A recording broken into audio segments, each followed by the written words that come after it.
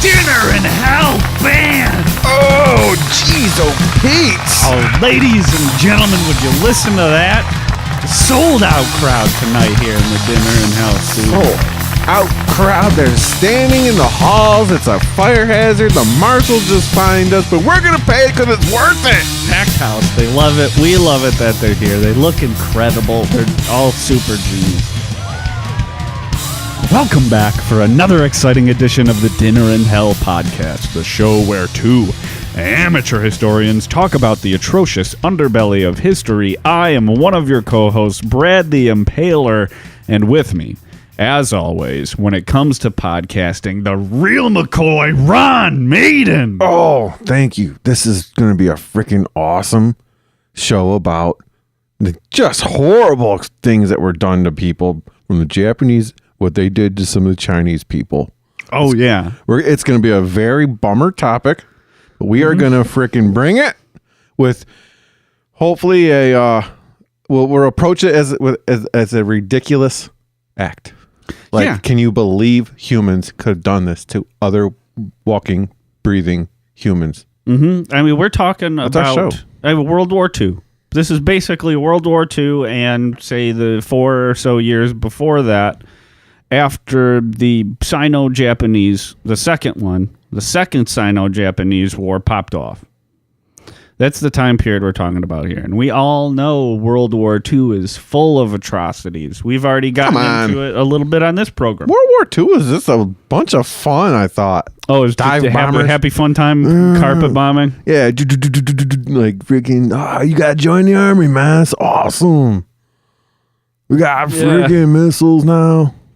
I don't know if I'd say awesome. I would say lots and lots of people died in lots and lots of really fucked up ways, some of which we've discussed on this program, and some of which we will discuss on this program eventually. Welcome, Japanese listeners. I'm sure this is going to attract a few because I think our samurai episode brought in so many Japanese listens. Hajime mashite. Also, I just wanted to say, we do have an audience in Singapore, and I just want to say, very, very Phuket, and just welcome to all listeners around this round globe. Yeah, what's up, Singapore? So, what is this topic called? Unit 731. Oh, yes. We are dialing in tight because there is a lot of shit that doesn't get discussed very often about World War II. I mean, a lot of it kind of gets brushed aside when in reality, it's some shit that we probably ought to be aware of. So, we're talking this time era. Mm-hmm. We also did a Holocaust series in a Nazi volume. We did Origin of Hitler, and we've also did how the Holocaust went down in 3 parts. Yes. Which is one of our least popular series. People just don't seem to want to give that a listen. They're just like, they don't want to hear us make Holocaust jokes. We didn't make any jokes about the Holocaust, right? Not that I think would never probably, do that. If we did, I mean, we tried to do so respectfully. Yeah. But people are familiar with that, and people are familiar also from our MK Ultra episode that we took. Operation Paperclip, we took scientists from the Nazis, right? That did this experience. We did. We took their data that they gathered from these experiments on human subjects, Jewish people. This Unit 731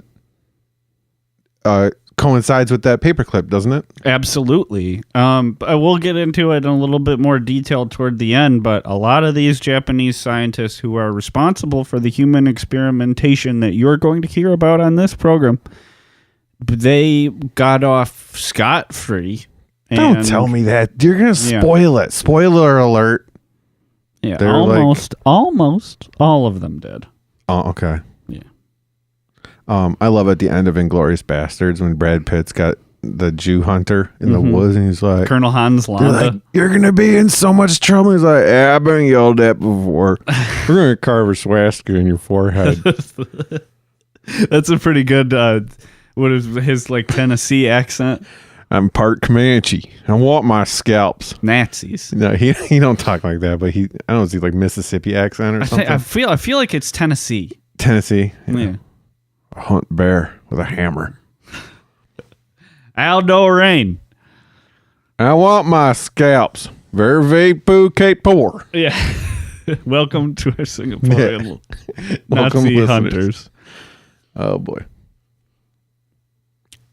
Yeah, I mean, we're talking that time period. We're talking about brutal human experimentation. I mean, let's get it out of the way at the top. There are numerous atrocities in the Pacific theater during World War II, most of which will be beyond the scope of this particular episode, but we plan to come back to them later. Specifically among those being what is known as the Rape of Nanking. So you're saying there's Unit 731 is one atrocitic. Yep, this is the one. Yeah, this is one. Atrocitic. Atrocious. Atrocious. This is the word that you're looking for. You know what? That'd be good for a tagline for a podcast. Yeah. Put atrocious in I there. think so too.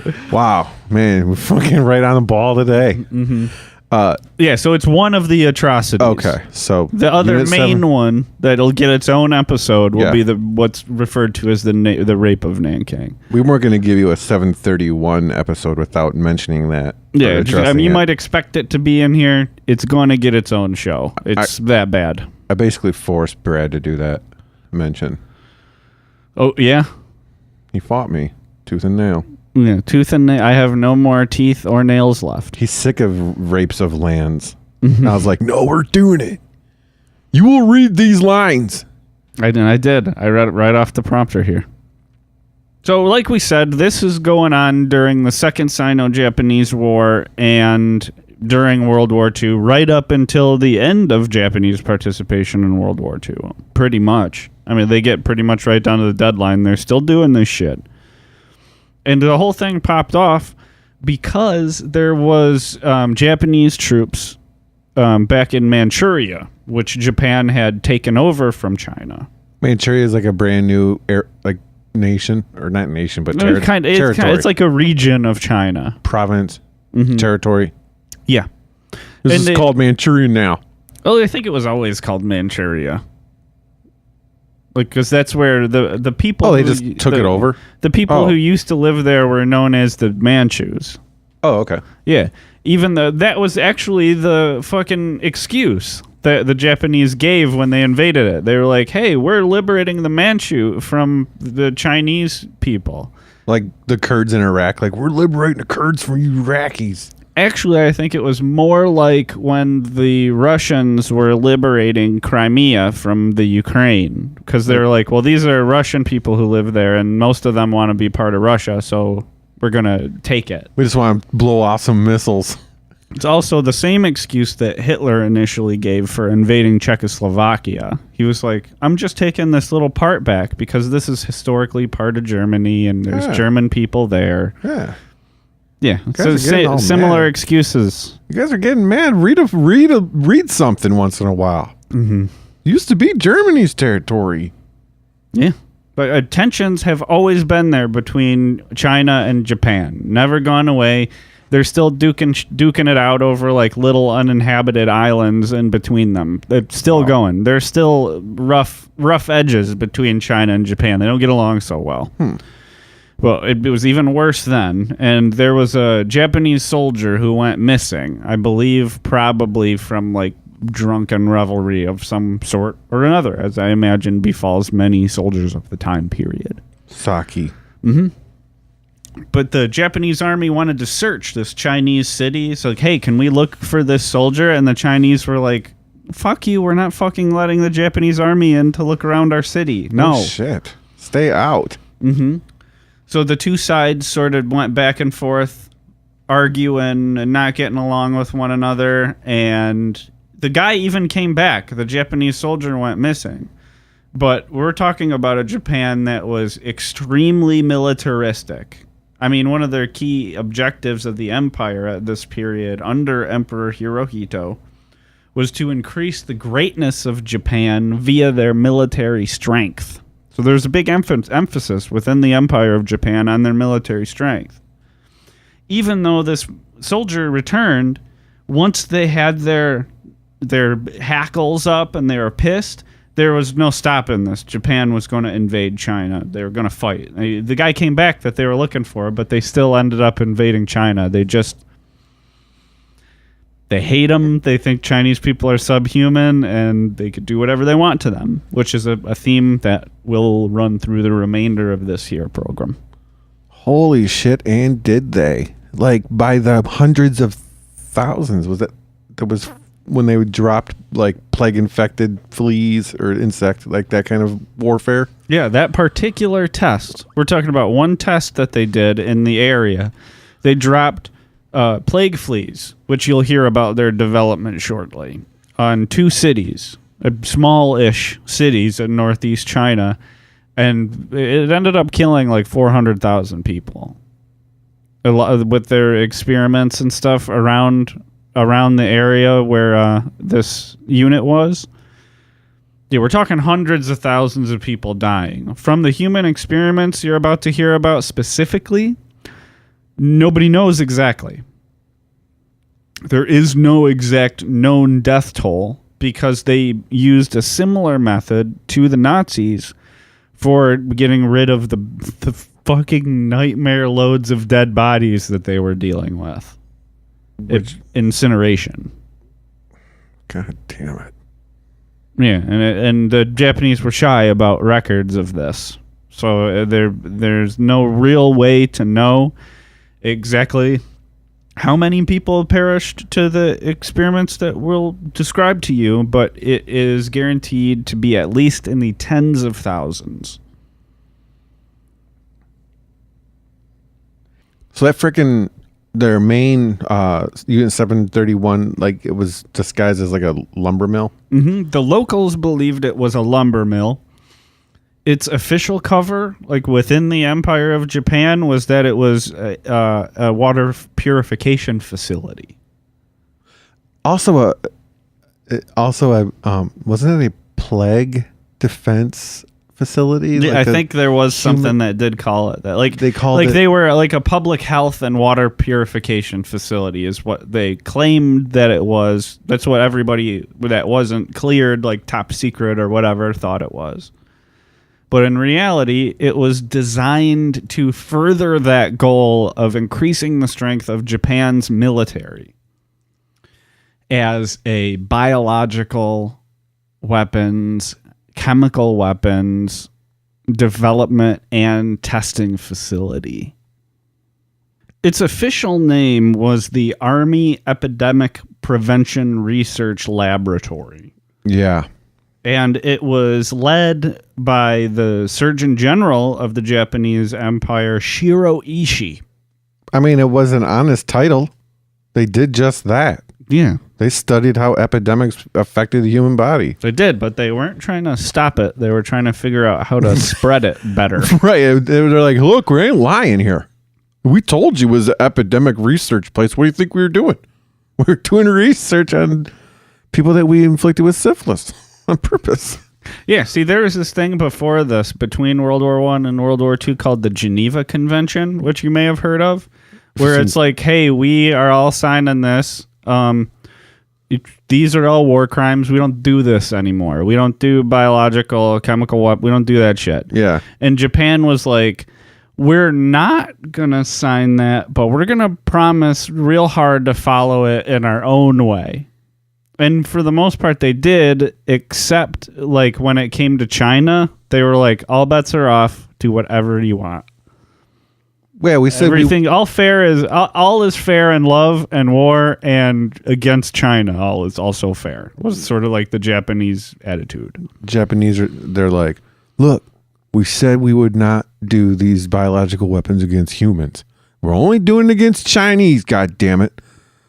That's what I'm saying. Like, there's like subhuman. Mm-hmm. I mean, Japan, we don't talk a lot in America about the Japanese atrocities during World War II, but there's a reason why Japan is still not allowed to have an army. Just saying. They don't have an army? No, they're not allowed to. So how do they fight with China over these little islands? They don't actually fight. They just bicker. Oh. And the army of Japan is the United States Army. There's like 60 army bases or some shit in Japan. Have you seen the water cannons that are on some of these Japanese whaling vessels? No, I haven't. Oh boy, if you ever get a chance to be part of a black hoodie wearing Sea Shepherd crew, and he's trying to stop whaling ships, what you see these water cannons? Good Lord, you throw a stink bomb at these boats. They start spraying your thing with the water cannon, playing the sound speaker, trying to hurt your eardrums. Why don't they just shoot them? Because that's war shit.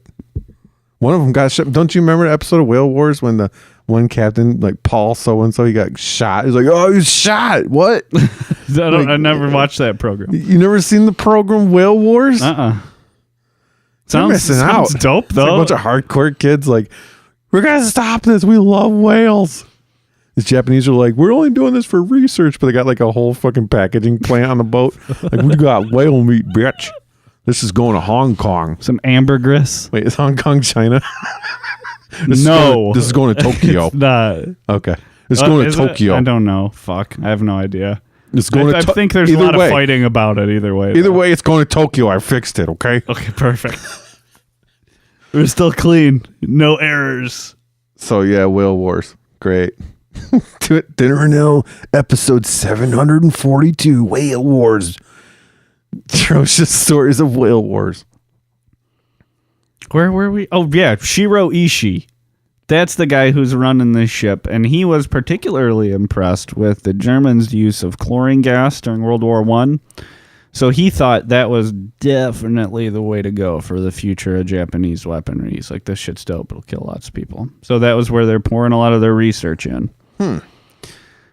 Shit got real fucking weird at this place, though. Like, right now it sounds like, yeah, maybe they're making some viruses or they're, like, testing them on some patients, in quotations there. But Patients. it's real dicey, and the word patients should never be used when it comes... I'm going to say prisoners from now on. Right. Yeah. A lot of times the prisoners were, like, small-time crime criminals, people that were against the Japanese, that were vocal about it, like, fuck Japan! Yeah. Oh, sorry. Like people that are like, fuck Japan. Yeah, fuck these occupiers. Yeah. They're like, all right, you can come here. You need some treatment. Mm-hmm. We're going to freeze your arm off. Yeah. I mean, the Japanese, they had basically like their own version of the Gestapo, like a secret police that would round people up and bring them to Unit 731. And like me and Brad said sarcastically many times, it's always real great news when your leader has their own secret police. Yeah. Like, that's great. You know things are going real good when that is happening. Nothing bad's going to happen from that. So what would they do? They would go round up people? Yeah. Yeah, it was petty criminal. Like, you got convicted of theft. Maybe they'll throw you in jail for a few months. Maybe the Japanese will cart your ass off here. You don't want that. No, you do not. Because your ass is going to have anthrax in about 400 hours. Yeah, I mean, I imagine a Chinese jail in 1935 was a rough place, but it is fucking Wonderland compared to Unit 731. Whew, where am I? You're in a Chinese jail. Whew, thank God. Yeah. Holy shit, am I happy to be here. Yeah, you can be glad you didn't wind up at Unit 731. Pass that bug-infested rice. Woo. I was chomped down in them maggots. Right. Hell yeah, I don't That's give a protein, shit. Brad. That's better than fucking, well, want to get right into it now? Yes, bring it. Yeah. So what do you want to start with? There's many different aspects of these atrocious incidents that happened, that occurred. I figure, why don't we start with a little bit of a medical angle, and we'll talk about some of the... experiments? Vivisection? Dismembering. Ugh. Yeah, dismemberment was a prominent aspect of the experimentation that occurred on human beings at Unit 731. What would they dismember? Human beings. No, what member would they dis? All. Wait, some. From one person? Yeah. Okay, check it out. You're not going to need these anymore because we're going to kill you in about a day. Yeah, now... Before we kill you... We're going to get some data. Oh, people are dead at the end of this. This is all about data. They're not having people walk around with one leg. You die when this happens. Oh, right. It's like that person is going to die. We're going to kill them in 2 days. Oh, what? Oh, we'll take them. Yeah. Like he's dead anyways? No, Lay they down- would just do this to regular, normal, healthy people. It wasn't somebody who was going to die in 2 days. Well, okay. What one of these dismemberments looked like, the thing the scientists were trying to study when they were conducting these experiments is they needed to understand what injury on the battlefield did to soldiers. They wanted to understand, can this be treated? Who's savable? Who's not? That kind of thing. Yeah. And their method for getting the needed information was to just remove limbs from people and watch them. So, like, if you get the lower half of your arm removed, how fast do you die from that? Right. Yeah. Data. Mm-hmm. This is all about this episode. Welcome to Data. Episode is about data. Yeah. If you lose your right foot and your whole left arm up to the shoulder, how long does it take you to die? Or can you stop the bleeding if that happens? But they were just doing this to normal, healthy people to learn that. Yeah. Blow both their legs off. Oh, they would test weapons on them too. Mm-hmm. That was one way they'd dismember you. Let's take a cannon. Yeah, that's a whole different thing. Jesus. Yeah, so in some cases, these dismemberments would wind up similar to the Ling Chi scenario with just a torso and a head by the time this procedure was done with. And they still got the one stopwatch going on the first arm. Okay, this is first arm. Oh, we fucked up. You forgot to hit the lap button, asshole. Yeah, like you got one stopwatch on first arm. You got one stopwatch on 2 arms. Yeah, bring another log in here.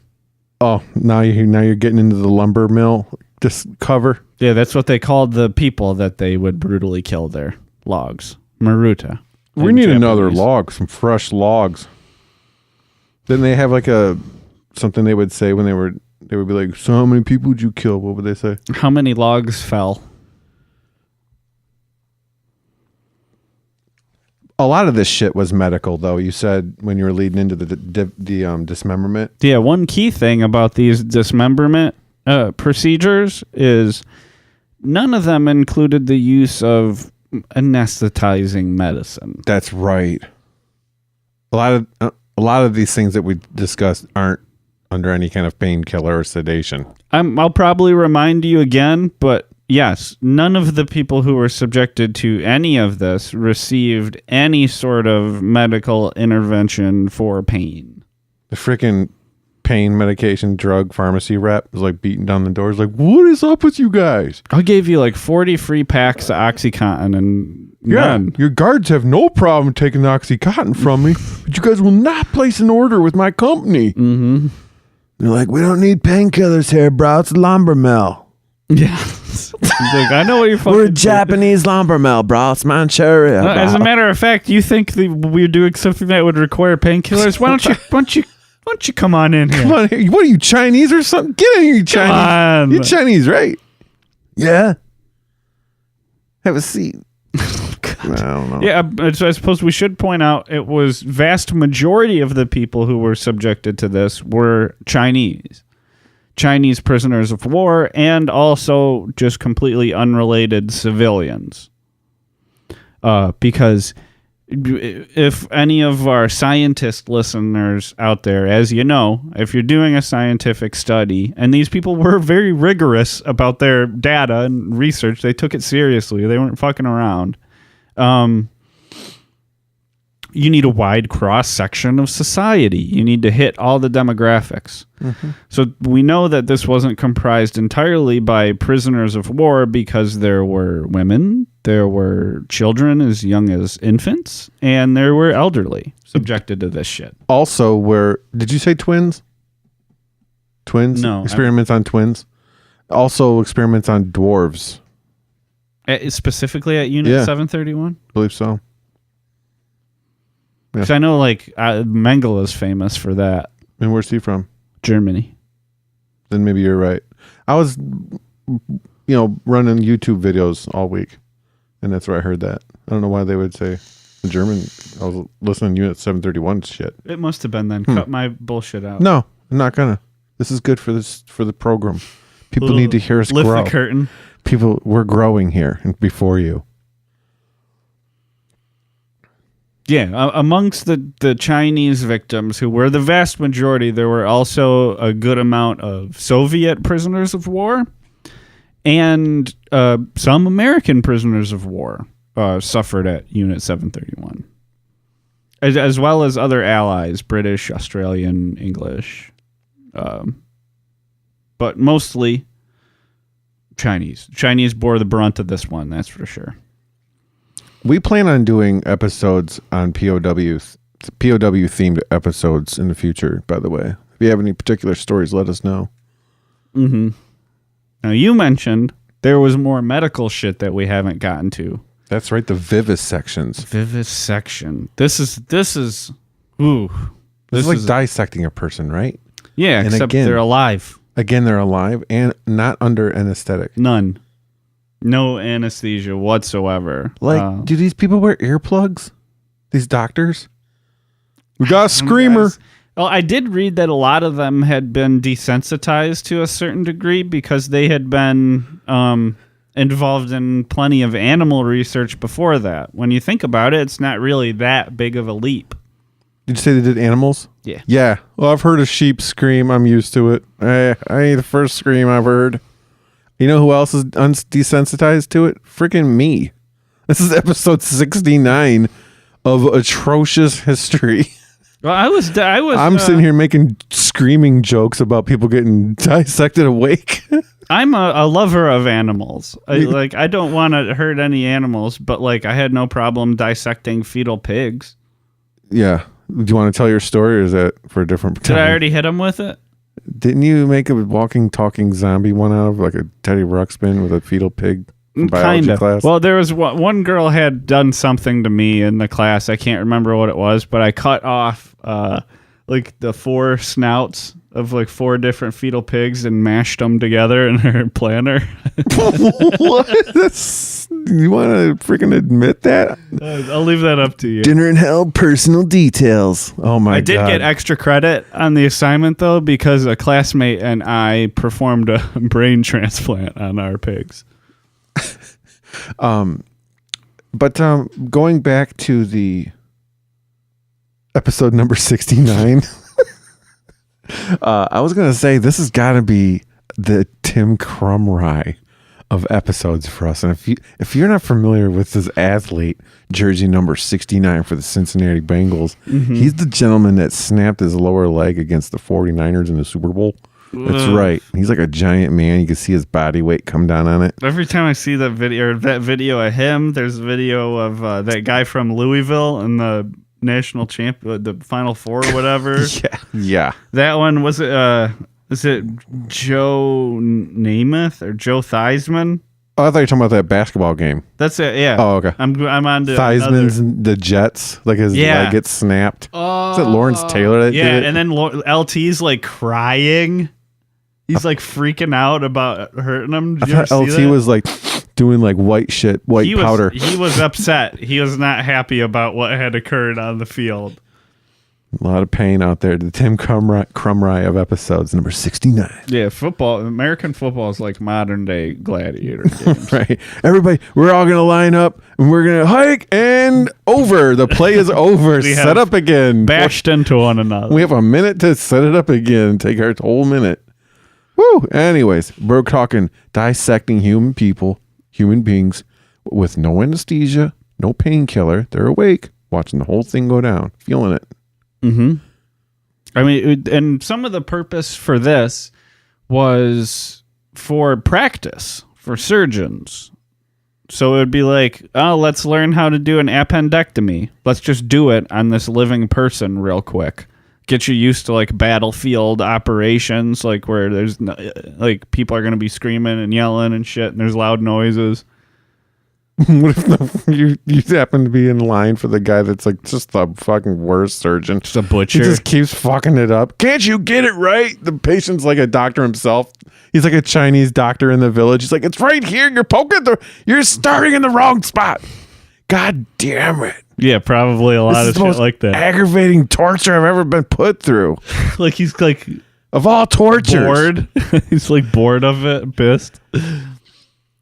Another thing they would do with this freaking vivisection is like, I'm gonna let you do the freaking esophagus to intestine bit, but I'm gonna discuss the fact that they would like give people syphilis, venereal diseases. They would give them or different effects from like plagues and things, and they would cut them open to see what they looked like after they had the effects of that shit without any anesthesia corrupting the results. Yeah, the results. God data.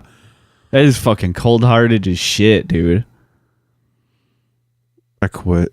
I think this is the second time I've quit. What was the last one? Ling Chi?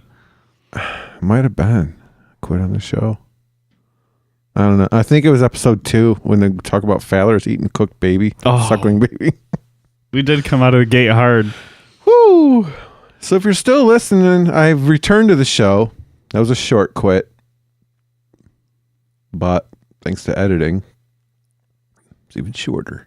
Yeah, those are the two main driving forces behind the vivisection. I mean, sometimes it was a double whammy, triple whammy. They would have somebody with a disease they would do several surgeries on before they'd eventually be dissected, examined, then either incinerated or thrown into a giant mass grave.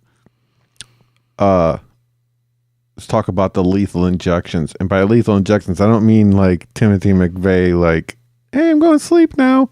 More like, now you got freaking smallpox. Yeah, smallpox, fucking botulism. Like weak, like not instant death. More like you're going to suffer now. Suffering, yeah. Not an execution, just happens to be an injection and also lethal. So, I mean, we're talking botulism. We're talking anthrax. Real bad shit. Real bad guy shit they're putting into people and just like, hey, let's see what happens. Cholera. And on top of all of that, there's also wacky shit that they were injecting people with. Ketchup, frickin' A1, frickin' Hershey's syrup. Worcestershire sauce. Worcestershire. How do you say that word? Worcester. Worcestershire. God damn it, you're disrespecting. Worcestershire. Yeah, Worcestershire. Which is basically rotten frickin' dog shit.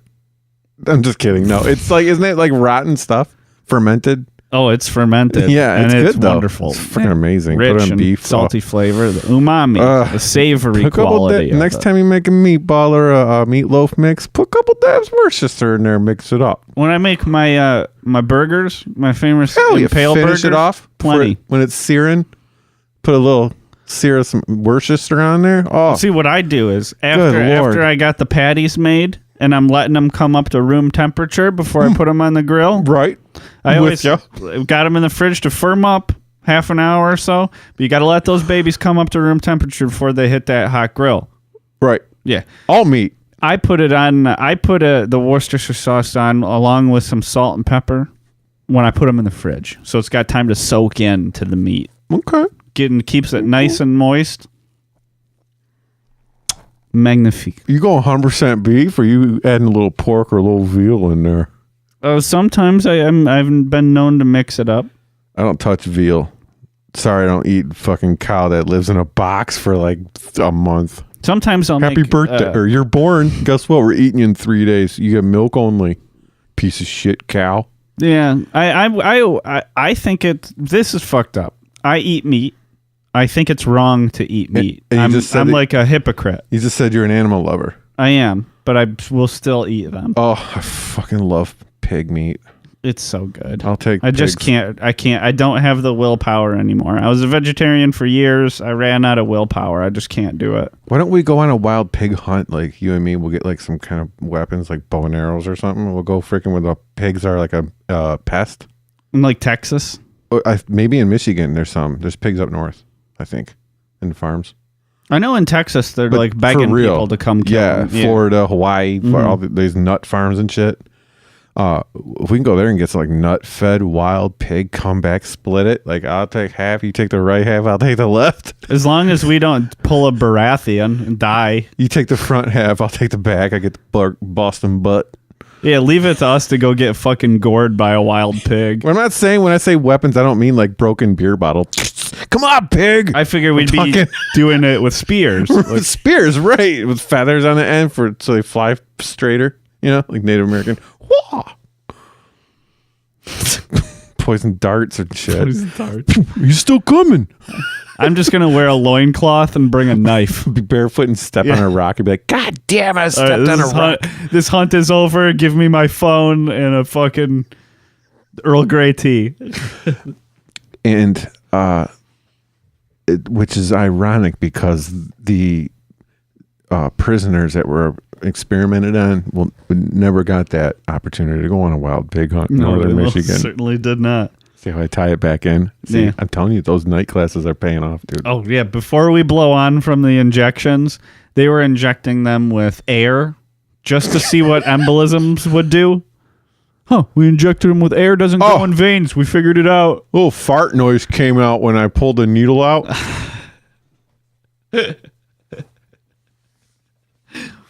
Yeah, well, what really happens is there's a bubble of air in you and then you die. They figured that out. I'm pretty sure they already fucking knew that, but... Peanut butter. It's confirmed it. Freaking... Peanut butter, hard to get through a syringe. The jelly on top of the Spam. They would inject you with that. Seawater, for real. Seawater? Yeah. There's like organisms in there. There's a lot of stuff in there. Jaws piss. Jaws piss. I mean, everything's in that ocean. All the animals that live in that ocean, piss in that Jaws ocean. piss. Finding Nemo piss. Orca piss. Freaking blue whale piss, which I've already stated on this show. I do not like blue whales. Not a fan. Narwhals piss in there. I hope I didn't let that slide like I was about to now. What possible problem could you have with the majestic blue whale? I'm not getting into you're not getting a Ron Maiden exclusive. It's not happening. All right, fine. We'll get to the bottom of this one day. They would give him tuberculosis, typhoid. Yeah, they're getting injected with all kinds of terrible shit. Not just seawater. Auschwitz also did the freaking seawater test too. Where's Auschwitz getting seawater imported? I guess this is from the Dead Sea, you guys. I think Germany had like 15 feet of coastline. This wasn't where diseases end, though, as far as Unit 731 goes. One key study, and something we know that affected servicemen of the time period, were venereal diseases. Gonorrhea, syphilis, herpes. What else? Chlamydia. Said syphilis, right? Scabies. That's like a little bug. Yeah, they may have been getting into syphilis. That too. Yeah.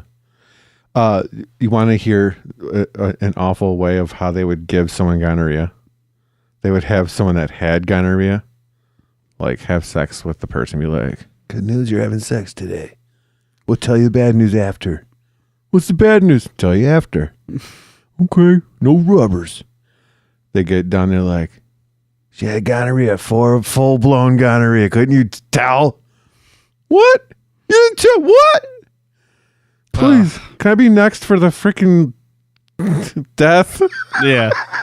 Yeah, what they would literally do is they would take one prisoner who had syphilis, and then they would take another prisoner, and they would force them to have sex at gunpoint. Mm-hmm.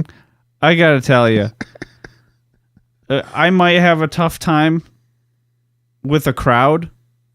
I don't think I'm capable with a gun pointed at me. Mm-hmm. Just, I'm guessing. I've never been in that position, but I'm going to say it would be a real damper on the mood. What do you think? Yeah, sure. Yeah. There'd probably be a line. Let's probably have people lined up like, "Okay, you're going to be next with this young lady." You know what I mean? They're like, everyone's having sex with the gonorrhea chick here. You're all getting it. You know what I mean? You're going to want to get yourself prepared physically, arousically. Yeah. Yeah, it sets a tough scene. I don't think that'd go well for me. Just throwing that out there. I don't know. Yeah. I'm sure it's somebody's specific fantasy, but not mine. I'd be like, can I be part of the cure? Can you guys, can I volunteer for the cure division? You guys are trying to cure it too, right? Right? I mean, this is like research. Yeah. Let's figure let's figure this out. Let's get this gonorrhea worked out. Yeah, I mean, one key focus of their study was the development of syphilis, and primarily its transmission between mother and child at birth. Yeah, so they would have women be not only forcibly raped, but also forcibly impregnated and forcibly infected with syphilis on purpose. The results they were primarily interested in from those experiments involved the effects on the general health of the infant, as well as observing the ravages to the woman's reproductive system from the disease over time.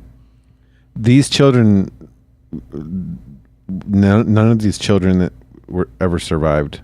None. 731. None of them. None of them lived on to tell a story of what it was like. They were all terminated. They were all the children who were born there were born with a purpose, much like the veal you described a few minutes ago. Exterminated.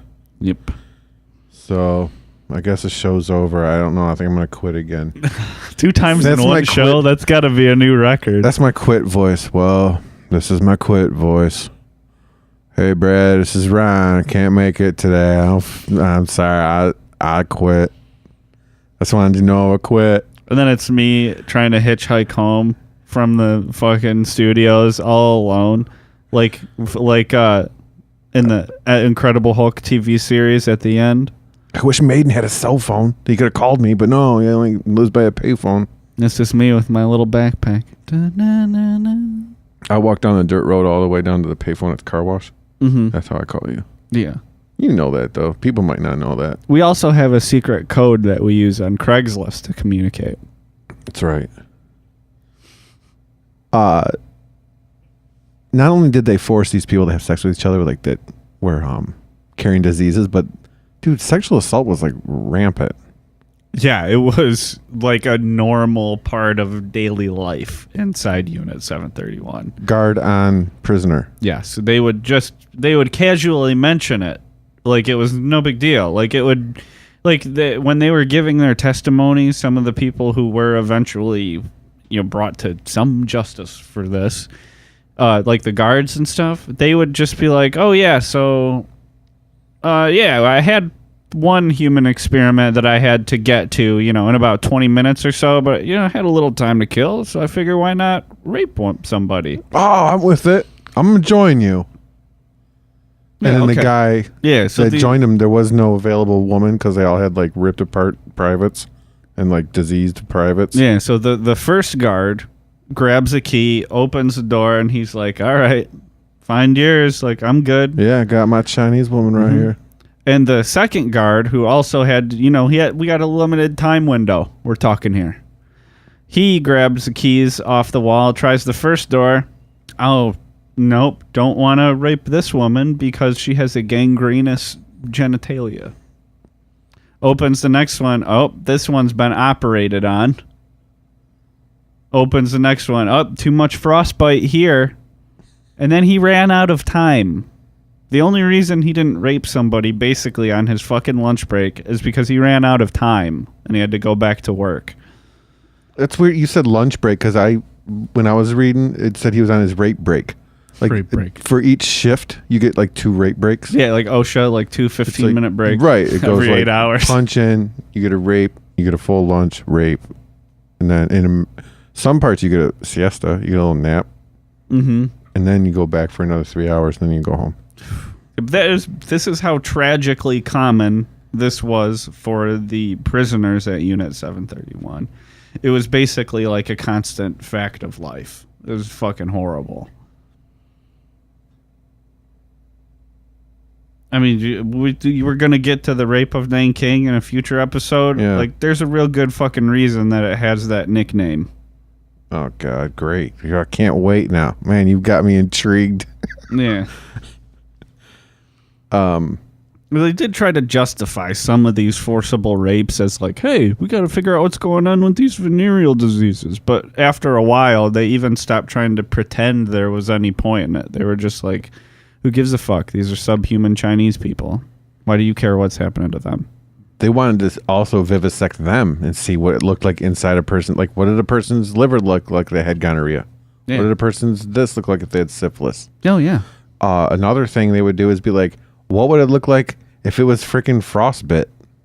Indeed, they would. They'd be like, okay, we're going to put you inside this triple fat goose, but we're going to cut one sleeve off. We're going to have you walk over it. How'd they frostbite like the guy's arm? Oh, so northeast of China, pretty cold. Walk in freezer, like cut a hole in the door. Like They did do some experiments with burning or heat. Yeah. I'm sure some people were subjected to a lot of things similar to what you would have heard in our Boiling Alive episode. Yeah. But in that cold climate, experiments with extreme cold temperatures are much more viable. And this is also valuable data because since they live in a cold climate, they want to know what their soldiers will be able to take. All this data is like atrocious, but extremely valuable to science. Because who the hell? Yeah, like, most people aren't doing these fucking horrifying experiments. Right. Like Americans are like, or whatever country. Hard to get your hands on this kind of data. Yeah, like Norway is like, we're not ever going to frostbite our own people. They're like, but you did? So what did it turn out? What'd you get from that? See, yeah. Can I read that? Can I peek at your homework? Yeah. Like, like northern countries, Canada.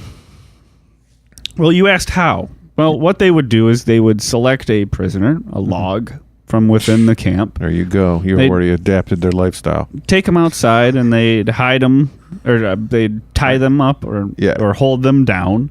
Right. And over a period of time, they would take the limb that they wanted to make frostbitten and they would pour water over it.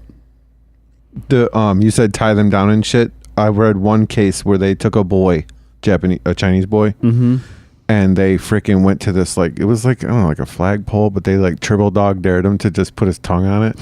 And they he was like locked. He could not free himself. He was like, let me go. Guys, wait for me. Don't leave me. They didn't even find him until fucking recess. Right. And dude ended up with gauze pad all over his tongue. He had to come back in all embarrassed. How'd the kid ever learn to like play the flute with his tongue ruined like that? I do not know. I have no idea. Sometimes the frostbitten limb would be allowed to thaw, and they would be they would let just the dead limb rot on a prisoner to study the effects of gangrene. If you cut this limb off, it's your ass. Yeah, we're going to let this one rot on this person while we watch. Gangrene spreads, We should do a gangrene episode. We should do like nature's murderers. Nature's murders. I like that. We got to put that on in the file. We'll do malaria and shit. Yeah. And one real interesting tidbit, an extremely valuable piece of scientific data. How can you tell when a limb reaches frostbittenness? What do you feel? What are you feeling right now? Ah! Well, if you ask the guards from Unit 731, the best way to tell when a limb is thoroughly frostbitten is to whack it with a stick. And if it sounds like a log... If it barks like a log... That baby's frostbitten. Well... Oh, I like the fact that you brought in a 2x4 to demonstrate for everybody. Yeah, here we go. Ready? Was that a log or a frostbitten limb? You decide. Okay, bang a frostbitten limb. Okay. Okay, now bang the log. The 2x4. Dude, I don't know. With my eyes closed, it's hard. Yeah, it's hard to tell the difference. I mean, I know because I'm staring at this person in the face right now, but it's hard to tell from just the sound alone. Talking about gangrene, talking about malaria as a nature's killers episode idea. Mm-hmm. We're human history, though. It's not like humans invented gangrene, So I don't think that would fit our fucking format. And again, you said that they got fucking viable scientific information off of these experiments. Well, they did figure out that the best way to actually help a frostbitten limb come back is to put it in water that is between 37 degrees and 50 degrees Celsius. Not warmer than that, not colder. That's the best way. And I imagine they figured out the best way by figuring out a whole lot of bad ways. Like if you were avalanche trapped or something, you're frostbit. If you were like maybe if you're a crab fisherman, you're frostbit. Like you fell in the Bering Sea. They know this data helped them help these. Yeah, between people. 37 and 50 degrees Celsius. That's the temperature you want the water to help a frostbitten limb at.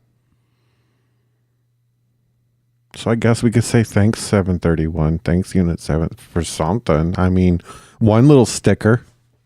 Yeah, I mean, I guess they get one good thing. You're going to give them a sticker? Woo!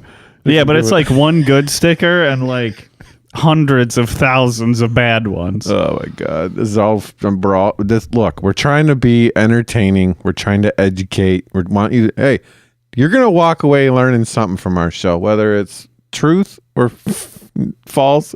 You learned it either way. Mm-hmm. Now, there are some really, really bonkers experiments that are going on within this facility. One thing that they exposed people to was a centrifuge that was specifically built to determine how much force an individual could withstand before they die. So, I mean, you've seen it like the astronaut training where you get in and it spins around really, really fast. They do that, except it's not for training. It's to figure out at what point you die. What point you rip apart from symmetrical force? Yeah. My God. Centrifugal. Centrifugal? Let's say symmetrical. Mm-hmm. Well, I'm a big geometry guy. I like symmetry. I do too. It's a big... It's on my mind. So sometimes I slip. Happens. So I'm a big fan of the witch's wheel ride. It's the Ferris wheel that's on its side and it stands up. I love that thing. So I might like this centrifuge thing a little bit. Just the beginning part. Yeah, just the beginning, not the I'll end. take centrifuge. Not the end when you break. Death by centrifuge. You'd probably pass out though. They probably like, slow it down. He's passing out. Yeah, keep him alive. Do pass out. That's probably a small bit of grace for the people who are subjected to this particular horror. It's chambers.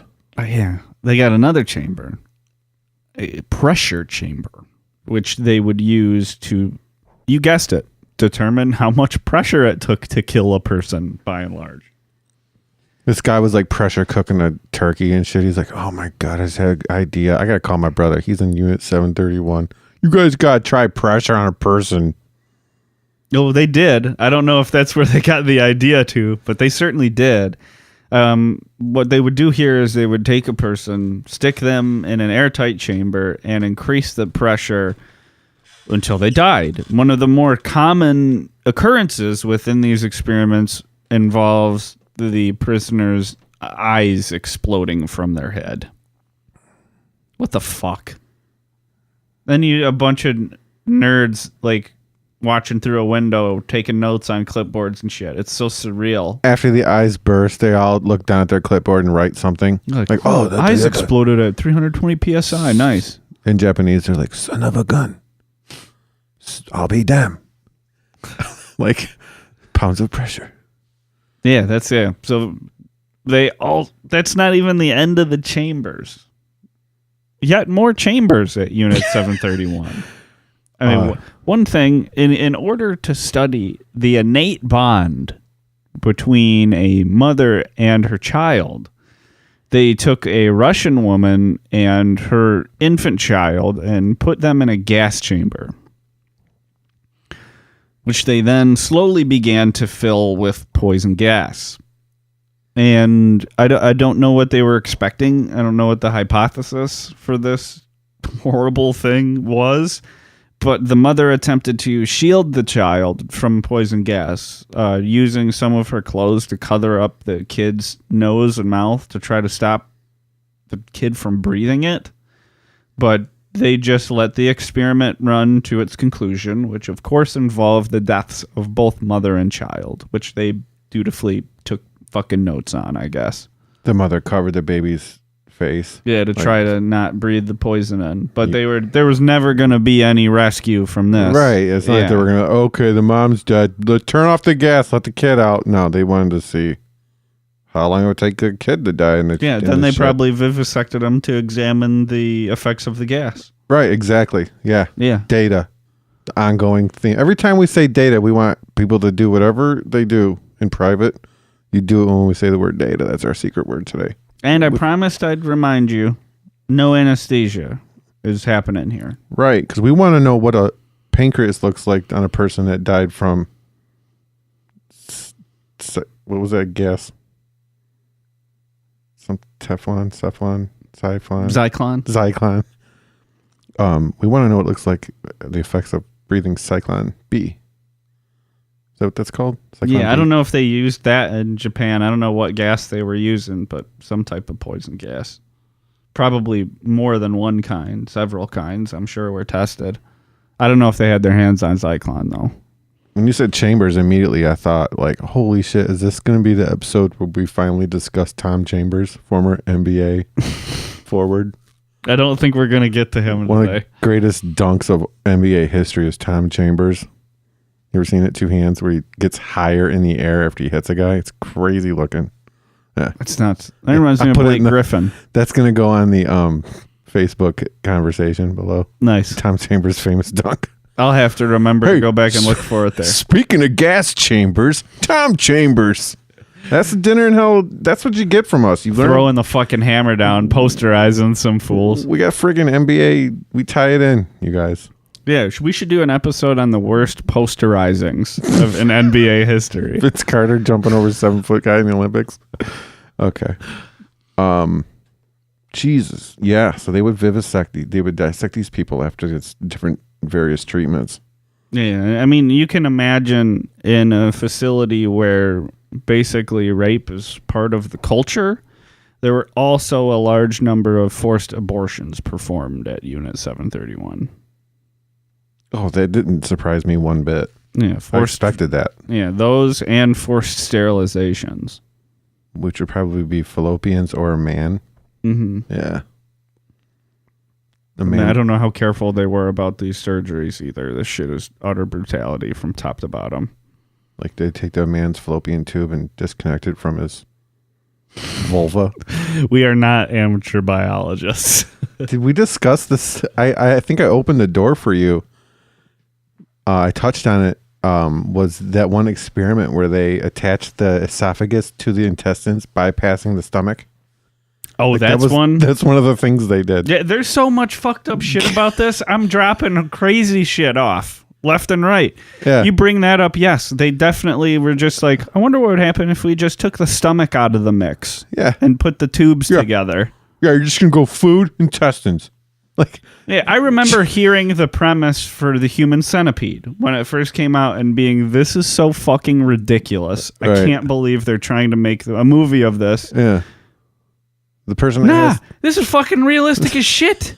We've done these experiments on people like 3 times that I can think of right off the top of my head. I haven't seen Human Centipede, but I know it's like, is it subtitled or is it in English with a heavy accent? I think it's in English. I seen like a doctor get visited by 2 investigators. The doctor's German. Okay. It takes place in Germany too. Okay, yeah, I remember it was like a doctor though in his basement. He had like a surgical laboratory. I think it's subtitled like the first sequence or okay. some shit like that. Okay.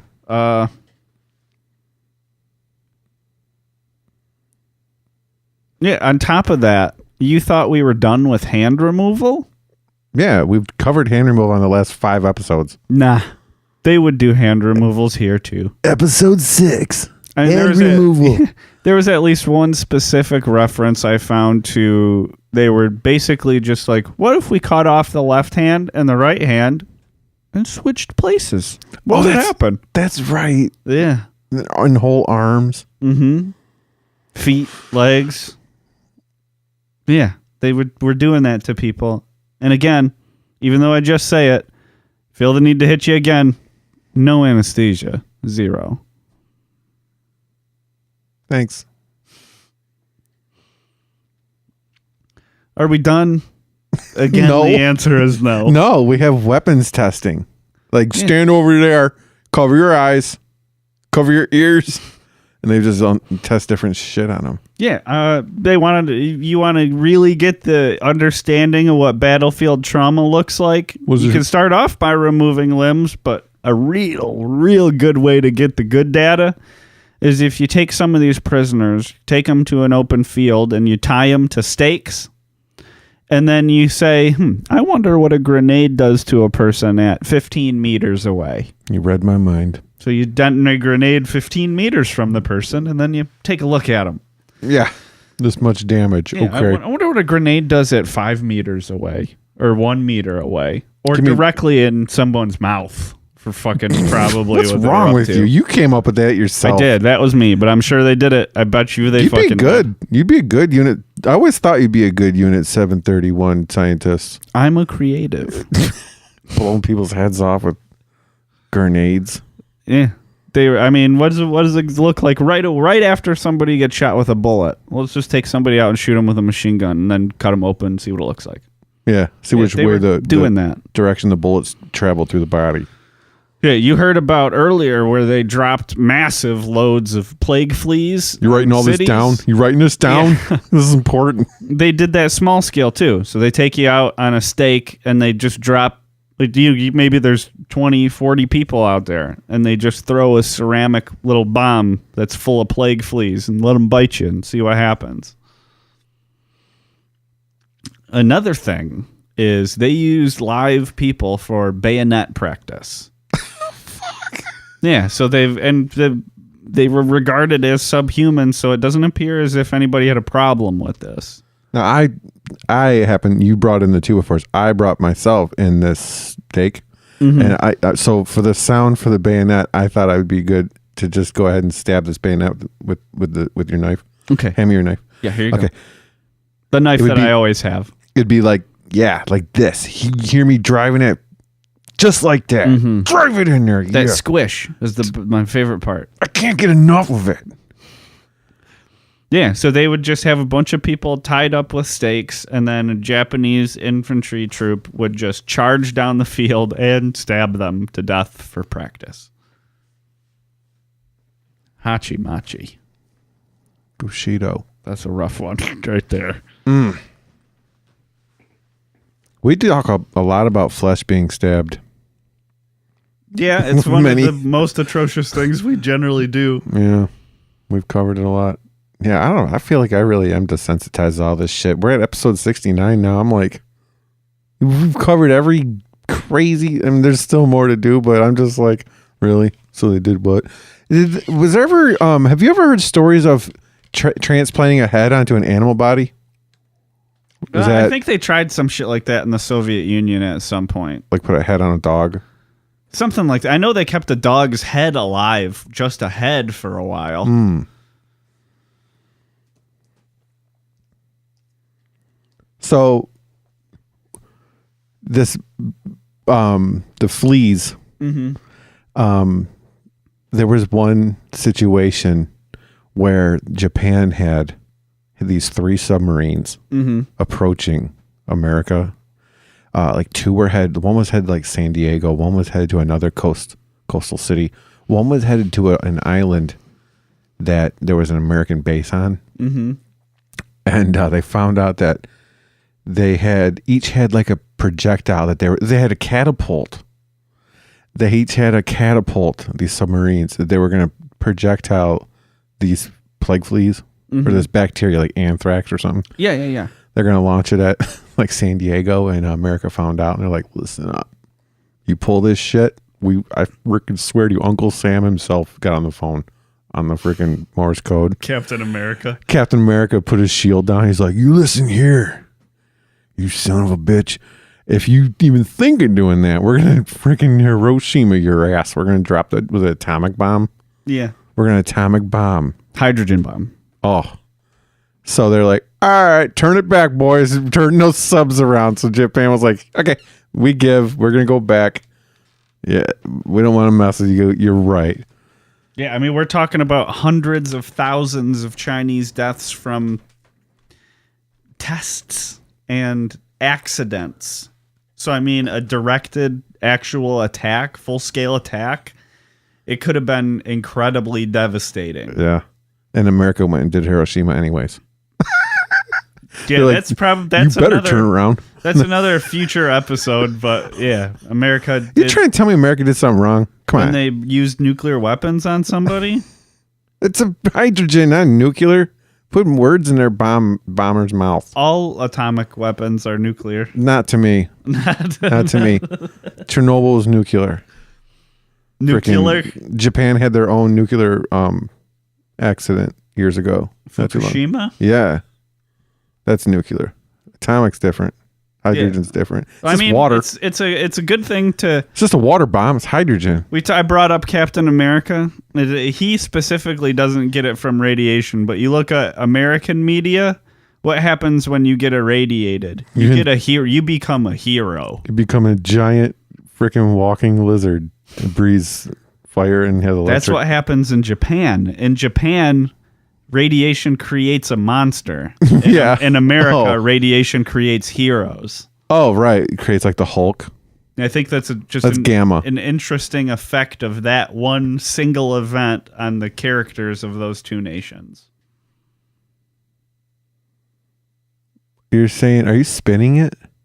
I'm saying Japan Propaganda? has a very different experience with radiation than the United States does. They don't glorify it on cinema culture. No, it's a tragic event. Yeah, like, see what you did? You made a Godzilla. Yeah. Thanks. We turned our subs around. Now we got Godzilla. It's like that one act of violence calls forth Godzilla. It's like a talisman for it. Thanks to you, now we got Hydra, three-headed, right? Yeah, there's arguments that can be made for and against nuclear bombs. Are they any worse than carpet bombing? I mean, Allied bombing pilots would complain when they were sent to like bomb Dresden. They were like, their literal phrase they would use is, "Why? We're just making the rubble bounce. Everything's already leveled. Why the fuck are we bombing this place for? There isn't a single structure standing." And it doesn't look too different from Hiroshima or Nagasaki. So, I mean, weapon's probably just a weapon. Killing's just killing. Does it really matter what you're doing it with at a certain point? Yeah. But I guess that's a little bit more philosophical than we usually get on this program. Well, we did do an electric chair episode. Would you rather do an electric chair? Or would you rather be death by grenade in your mouth? Probably grenade in the mouth would be pretty fucking instant. Mm-hmm. Yeah, like... You'd probably never even have a single sensation of it. They went from hanging to electric chair, right? Yep. Okay, so now you're, number one, it's going to take longer. It's going to potentially start a fire. It's going to take energy, electricity on the bill, taxpayers' dollars. Hanging was roping a tree branch, dude. Like... Firing squad might be a good way to do it. Yeah. Yeah. Either way, it's never going to be pleasant. Cost of bullets. I'm telling you, a rope. All you got to do is hang the person. It's free. You buy the rope one time, you get like I think a firing squad might be a relatively humane way to execute people if we're going to do that. The lethal injection fall asleep method's the best. They can't fucking get those right. They keep torturing people. McVeigh? He went night-night. Some of them do. Some of them, it's supposed to be humane. They're not supposed to. It's not supposed to be a torture. It's supposed to be just removing them from the earth. Yeah. So like they shouldn't hurt them. The state isn't supposed to do that. We're supposed to be better than that. Well, I don't know. Look at you. Brad also brought in a soapbox. Oh, I fucking carry one with me. Oh my god! Everywhere I go. You don't want to know, you guys. We follow. Just follow ourselves on. Just follow this show on Facebook. Yeah, you already hear me talking for an hour and a half a week. I don't know how much you want to kick that up because I do talk a lot more than that every week. My Twitter's all bullshit that I notice on basketball games. Yeah, mine's, to be honest, my Twitter's pretty much me being angry about some or other Detroit sporting event. None of my tweets even make sense because they're all like, what kind of fucking horse shit is this? Hashtag DET versus boss GB. Yeah. I friggin' my last tweet I think was, I've never realized how beautiful Utah University's basketball arena is. It's stunning. I didn't say it's stunning, but it is. I was watching it on ESPN. It's like black and red, and it's just designed like awesome. I love Oregon's with the trees. Yeah. Like it looks like they're in a clearing. Is it football or basketball? Basketball. Yeah. Have you ever seen it? No. Oh, I'll show you after the show. It's cool. Awesome. Yeah. There's some cool arenas out there. Yeah. I hate the football one with the blue fucking field, though. It bothers my like eyes Navy? to look at Like, it all who game. is that?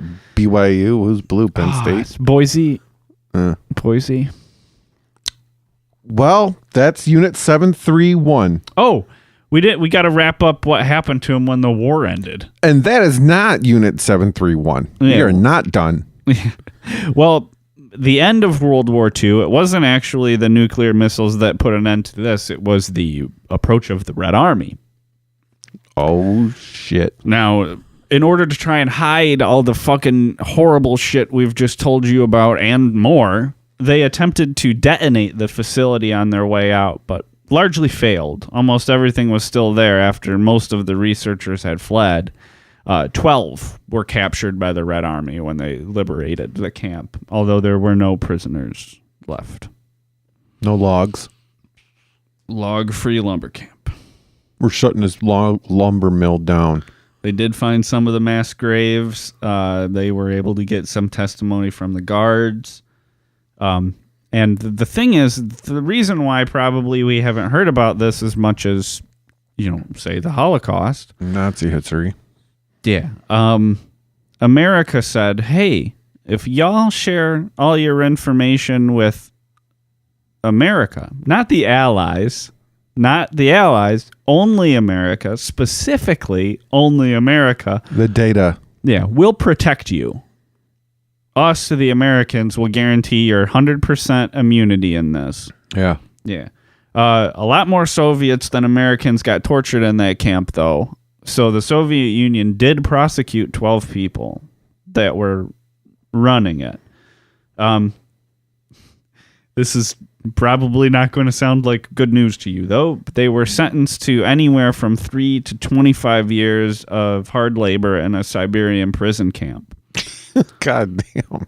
But within, I think it was 10 years, all of them were still alive and back in Japan, where they were able to live the rest of their lives in peace. We should find them. I'm sure they're all dead. I'm sure they're all dead by now. Dinner in Hell manhunts. And they were conducting experiments in the 30s. They'd have to be very old. Yeah, right. It'd be easier. You talk about killing baby Hitler, going back in time. Killing old Unit 731er. Hey, didn't you freaking cut open a guy while he was not on painkillers? Yeah. Scalpel. Right there in his freaking old folks' home bed. Yeah. We're here from Dinner in Hell future. Yeah. Speaking of the blame, where's the blame to go around for this? Emperor Hirohito was still the emperor of Japan after World War II. Under his watch. Yeah, and he authorized the use of chemical weapons against Chinese people with his own signature like 300 times in a span of 2 months. So we know he was in on it to some degree. It seems like the ultra right-wing, hardcore Japanese nationalist tried to rehabilitate his image. I mean, they try to rehabilitate. Anybody who says anything about Japan being bad is lying to them, basically. But yeah, Hirohito should bear the brunt of the blame for this, and everybody should have paid for what they did in China way more. Yeah. But, I mean, sometimes it just doesn't shake out like that. What can you say? So Japan ended up signing some type of treaty, right? And that made them that they agreed not to have an army. Yeah, an unconditional surrender to the United States. So if someone were to attack Japan, they wouldn't be able to defend themselves, or are they only allowed like 400 planes and like 400 tanks or something? Or they do not have a functional military. They might have some like militarized units, but Japan, they don't have shit. So I wonder if the treaty, like they said, okay, we won't have an army anymore. I wonder if U.S. took responsibility to defend them. Yes, they have a defensive pact. That's what I was getting at. Okay. That's why we have so many bases in Japan, because we are on the hook for protecting them because they're not allowed to have an army. Yeah. Yeah. Although some people in Japan would like to change that now and have an army. Mm-hmm. I'm sure. Yeah. Yeah. But yeah, Hirohito basically got off scot-free. No war crimes were charged. They had to go to a prison camp for a few years if you did get caught. But that was it. The Soviet Union didn't want to punish them more severely than that, I suppose. Remember at the beginning of the show, I brought up the MK Ultra Operation Paperclip. They were trying to pull these scientists from like Germany and like Japan. They took them too. Yeah, they got exclusive access to the research. And none were charged for war crimes that we got. No. They were immune. Unless the Soviets got their paws on them, they got off completely scot-free, 100%. They bring every clipboard. Bring every memo book. We want the data. Drink. Yeah, shit, that's Unit 731. That's that 731 shit right there. Yeah, straight up. Unreal. That is fucking insane that I did not learn about that until I was an adult. You think that would come up at some point during all of the education I've had on World War II, and never, not once, was it ever mentioned. Right. But it sure as fuck is atrocious. Damn atrocious. Any other under-discussed atrocities you'd like us to get to? Feel free to hit us up with those. Best places on Twitter. That's at Dinner and Hell Pod. We're on Facebook, SoundCloud, YouTube, Stitcher. You name that shit. Find us on there. Please don't forget to rate and subscribe on iTunes. It helps us out like crazy. Ron? Also, we do have a Mount Rushmore episode planned, but we still want to get nominations from you people. So private message us, public message us. Let us know somehow your nominations for the 4 worst people from history. Even if we didn't discuss them. It's on you now, people. Looking at you, Anguilla. Singapore. Thank you so much to this beautiful crowd. This band. This dynamo. Ripping. Musical dynamo. Musical dynamo. In this audience. They're a goddamn musical tyrannosaurus. That's right. Fuck a chorus. All right. Thank you so much to our listeners at home. We love all you hellions. Good night.